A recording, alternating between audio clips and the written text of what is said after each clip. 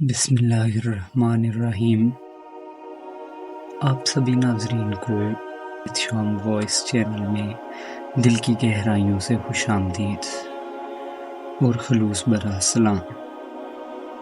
ناظرین، انڈیا کی اسٹیٹ کتھیانہ جوناگڑھ میں ایک سنگ تراش رہتا تھا جو پتھروں کے تراشنے کا کام کرتا تھا، جو حضور نبی کریم صلی اللہ علیہ وآلہ وسلم کا دیوانہ تھا۔ درود پاک سے اسے محبت تھی، کام کے دوران بھی وہ درود پاک پڑھتا رہتا۔ درود شریف کی مشہور کتاب دلائل الحیرات اسے زبانی آتی تھی۔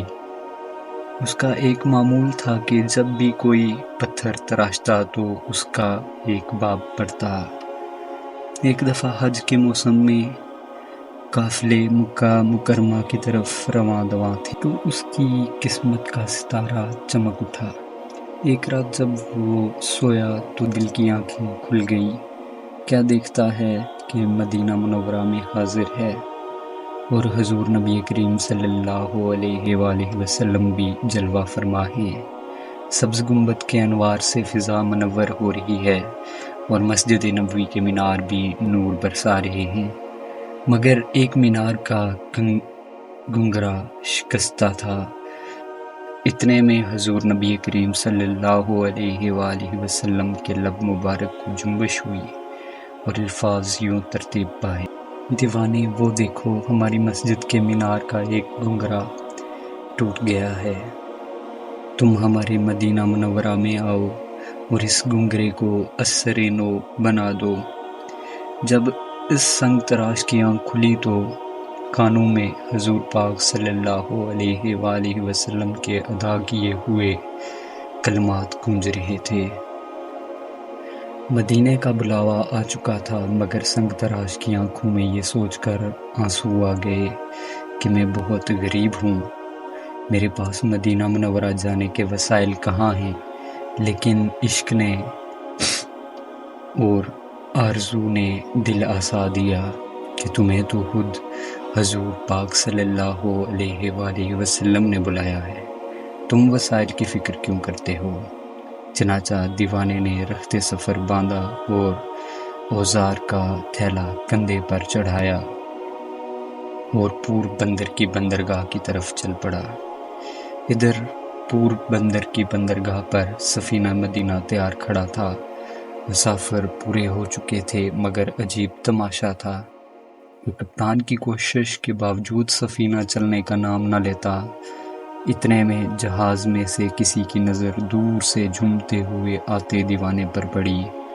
لوگ سمجھے کہ شاید ایک مسافر رہ گیا ہے۔ جہاز گہرے پانی میں کھڑا تھا۔ دیوانے کو لینے کے لیے کشتی آئی۔ دیوانہ اس کشتی کے ذریعے جہاز میں سوار ہو۔ اس کے سوار ہوتے ہی جہاز مدینہ کی طرف چل پڑا۔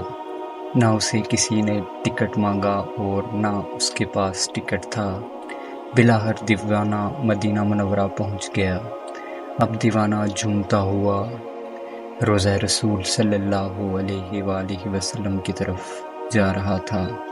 کچھ خادم حرم کی نظر دیوانے پر پڑی تو پکار اٹھے: ارے یہ تو وہی ہے جس کا حلیہ ہمیں دکھایا گیا ہے۔ دیوانے نے اشک بار آنکھوں سے سنہری جالیوں پر حاضری دی، پھر باہر آ کر خواب میں جو جگہ دکھائی گئی تھی اس کو دیکھا تو واقعی ایک گنگرا شکستہ ہے۔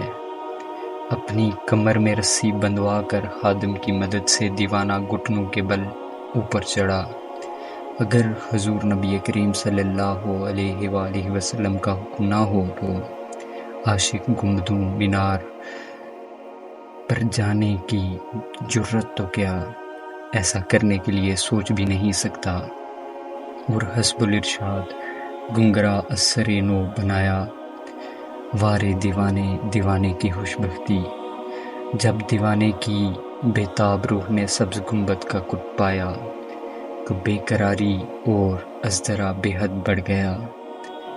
دیوانہ کام مکمل کر چکا تھا اور اب اسے نیچے آنا تھا، لیکن اس کی روح لوٹنے سے انکار کر دیا۔ جب دیوانے کا وجود نیچے آیا تو دیکھنے والوں کے کلیجے پھٹ گئے، کیونکہ دیوانے کی روح تو کب کی سبز گنبد کی رانائیوں پر نثار ہو چکی تھی۔ دیوانہ دم توڑ چکا تھا، وہ پٹک کے راہ میں رہ گئی، یہ مچل کے در سے لپٹ گئی۔ وہ کسی امیر کی شان تھی، یہ کسی غریب کی بات ہے۔ جب تیری یاد میں دنیا سے گیا ہے کوئی، جان لینے کو دلہن بن کے قضا آئی ہے۔ وارے کیا قسمت تھی اس عاشق رسول صلی اللہ علیہ وآلہ وسلم کی، جسے سرکار نے خود اپنے روضہ پر بلایا، اپنے دربار میں بلایا، اور اس کی روح اس عظیم مقام پر پرواز کر گئی جہاں پر جانے کے لیے لوگ بےتاب ہوتے ہیں۔